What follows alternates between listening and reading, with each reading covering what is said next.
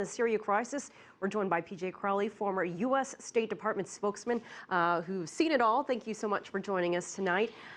You know, our correspondent mentioned embarrassing for Ban Ki-moon. What are the repercussions, in your mind, if any, now that the UN has withdrawn its invitation to Iran?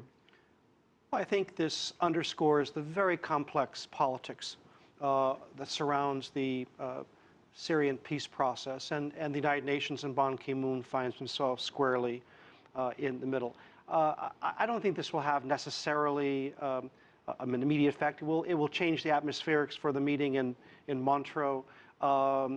If Iran was inside the room, there could be fingers pointed at it for its negative role in the Syrian crisis. Now there will be kind of circular finger pointing, focusing on the United States, the United Nations, and Iran. So, but it underscores that it's useful to have the beginning of a diplomatic process. Ultimately, the Syrian crisis will only be resolved diplomatically, but it underscores how difficult this is, and this is the beginning of a very long process.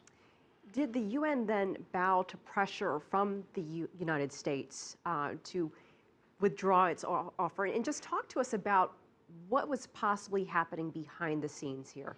I think behind the scenes, Ban was in fact facing the collapse of the process before it began. It wouldn't surprise me if the Syrian opposition was suggesting, if Iran is in the room, we won't be.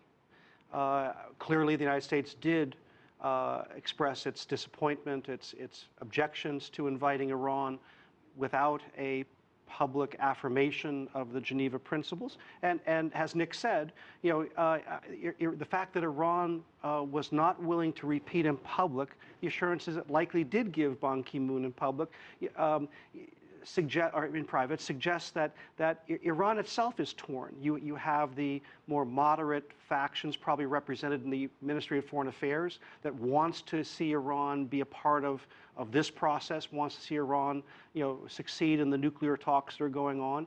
And you've got a hardline process, a hardline faction in Tehran that could not bring itself to say that it was willing to contemplate a Syria without Bashar al-Assad.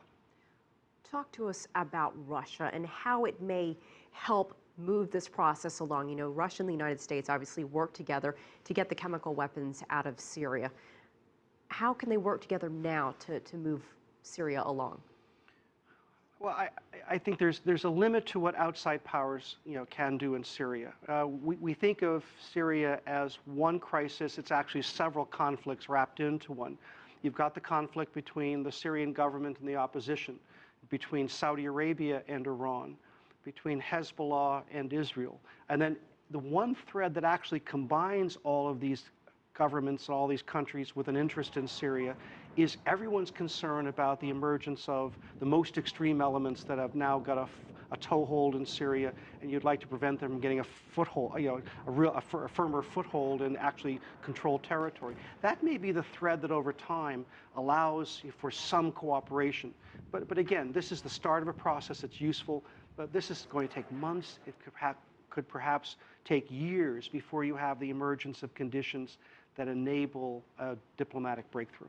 All right, P.J. Crowley, as always, we appreciate your time and your perspective.